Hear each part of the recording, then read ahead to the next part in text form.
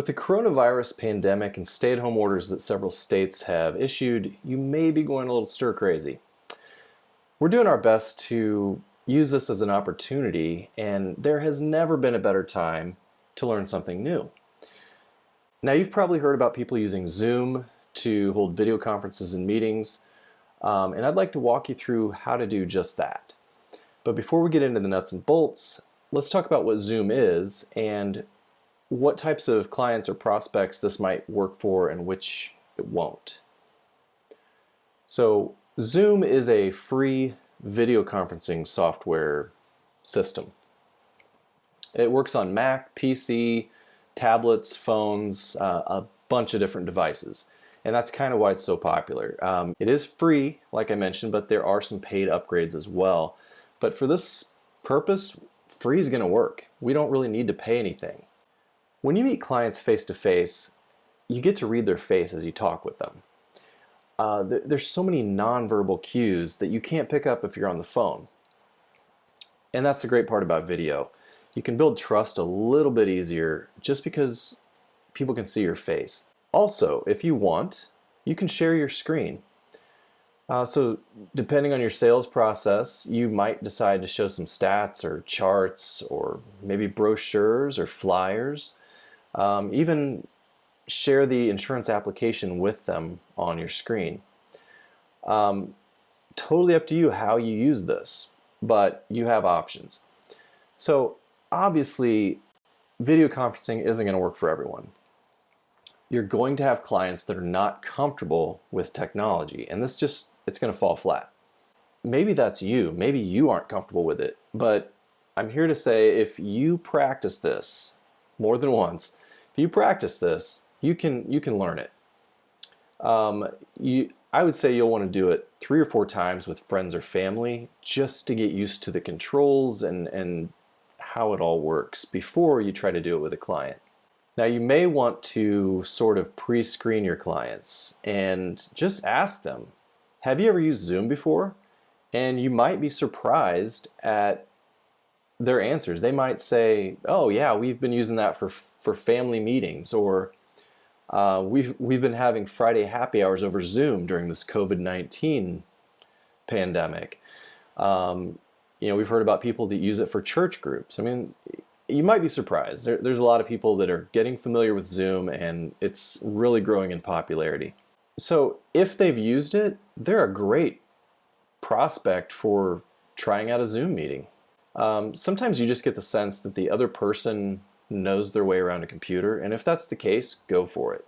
Now, on the other hand, if you know they still use a rotary dial phone, then probably not. Let's skip that person. So you're gonna sort of know, are they capable or are they not? Anyway, let's dive into this, get into the nuts and bolts, how this works, and I apologize in advance for the choppy audio. It was a little rough. I wasn't using the mic on my headphones and a little bit of static, so I cleaned it up the best I can. Anyway, I hope this helps. To get started, you're going to have to sign up for Zoom. And to do that, all you do is go to zoom.us. Okay, go there, and you'll see a bright blue sign up, it's free button. So we're going to sign up there. You'll have to put in your date of birth, fill out a short little form, and you're good. Now, once you've done that, the next step is to download Zoom. So at the very bottom of the page, it says Zoom or download meetings client. That's the one you want. And for the sake of this video, we're focusing on your desktop computer, not your phone. It just works a little better. If that's all you can do is your phone, that's fine. It will work. But let's stick with the meetings client. So we're going to download the meetings client. Okay, so you'll download the Zoom client for meetings.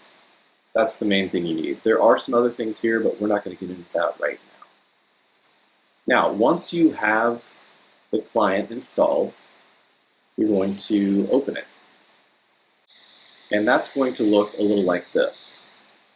Yours might be white or black, just depends on your computer. The first time around, we're not going to worry about scheduling a meeting with a client. Right now, we're just playing with Zoom to get used to it. So we can immediately jump right in and press New Meeting. So here we go. We're in a Zoom meeting. Now, right when you start a meeting, the invitation is copied to your clipboard, meaning if you started a new email to whoever you wanted to invite, all you would have to do is paste, and then that meeting info is going to be there. But you can always come back and recopy it later. Now, your meeting ID is a 9-digit code at the top. That's going to change each time you use Zoom. And then down here you've got a mute button. So if I press mute, you talking anymore. If I turn on my camera, there I am. Now, before we go to these other buttons, let's talk about setting. So I don't have great lighting right now.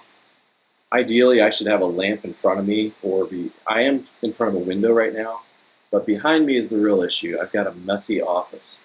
So let me just tidy that up real quick. All right, much better. No, there we go. Much cleaner office. So clean up your office or move to a location in your house that is a little cleaner. That's going to eliminate some distractions, people thinking you're a pig, like my office was pretty messy. So next, you can stop your video at any time by just pressing this button down here. The next step, invite. So if I click this, I can invite anyone from my contacts that are listed in here. Probably you won't have any at first.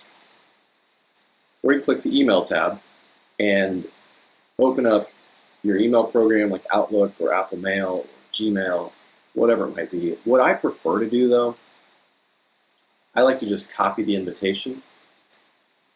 So all you do is click that button and then over in my email, just paste. So that has all the info that your client or family member or whoever is going to need.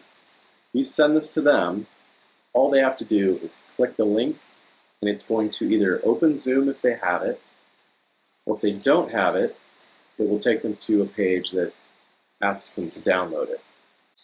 Now, once people are in your meeting, you can tell that you're the only person in the meeting. I'm the only person in the meeting at this point because I see a 1 here.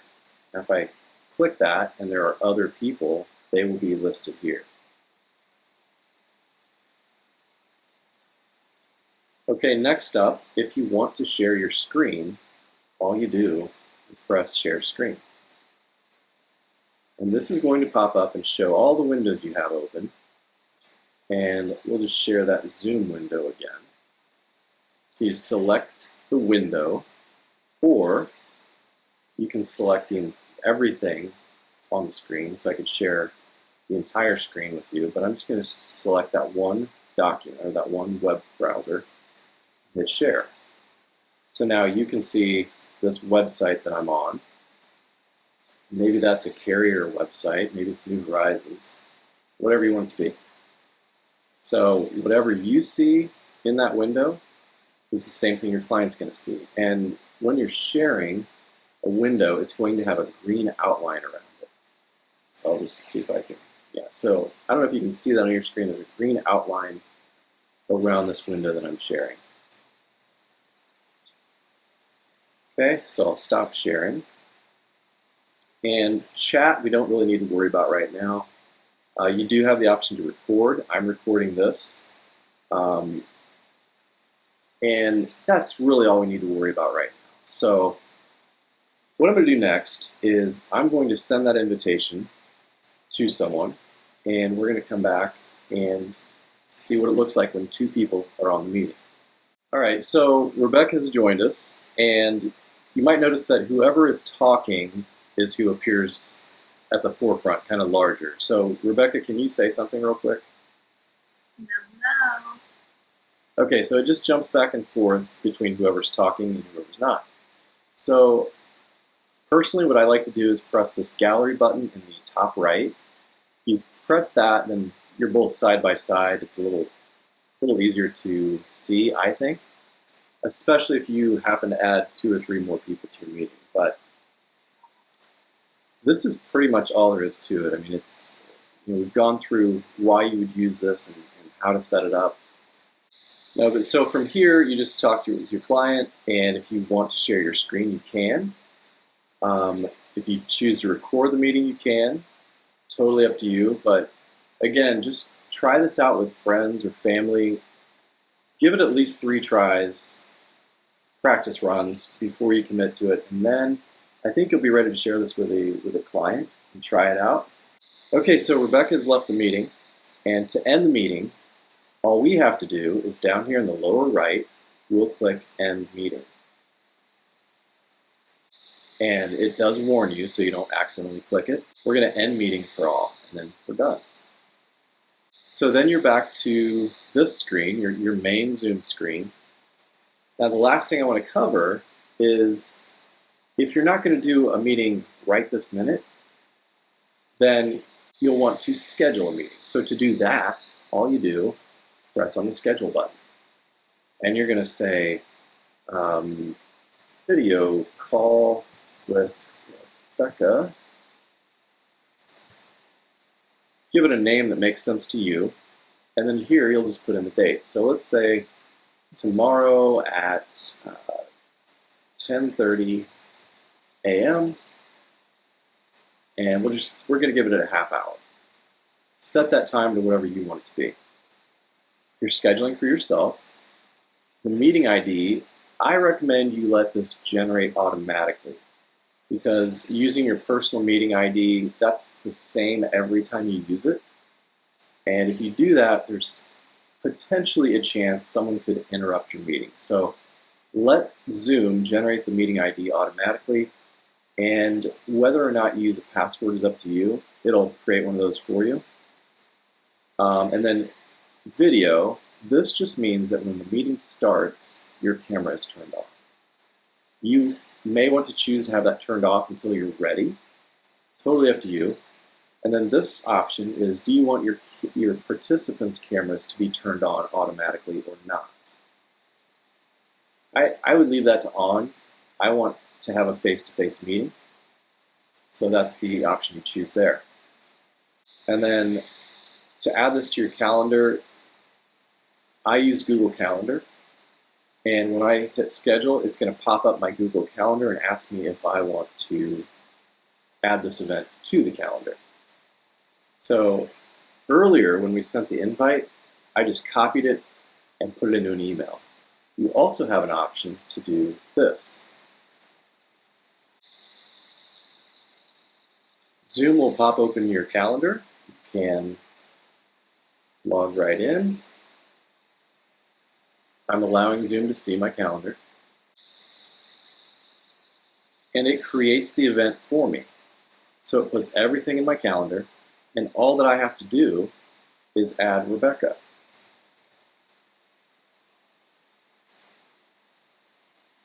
So then all I do is save it, and it's going to send an invite to Rebecca. Oh, and I made a mistake on scheduling. I made that from 10:30 a.m. to 11 p.m., which is an extremely long call. But you get the gist of it. When you're scheduling a meeting, that's really handy to schedule it, invite the person, and then you go on with your day. When the time comes, your meetings are going to appear in this panel. You simply click Start, and you're in the meeting. Now, the last thing I want to mention is if your client is having trouble getting into your meeting, always have a backup plan. You don't want to waste 15 minutes trying to help them into the meeting. Just, if they can't get on relatively easily, just transition to a phone call if you can. You just don't want to eat up all your time battling technology issues, because the long and short of it is you can't see what's on their end, so it's really hard to help them through it. So again, if they can't get on, just switch over to a phone call and keep moving. So guys, I hope this helps. If you have any questions, I will do my best to help you out. But give this a shot. Practice with your friends and family, and I hope this works well for you. So happy Zooming.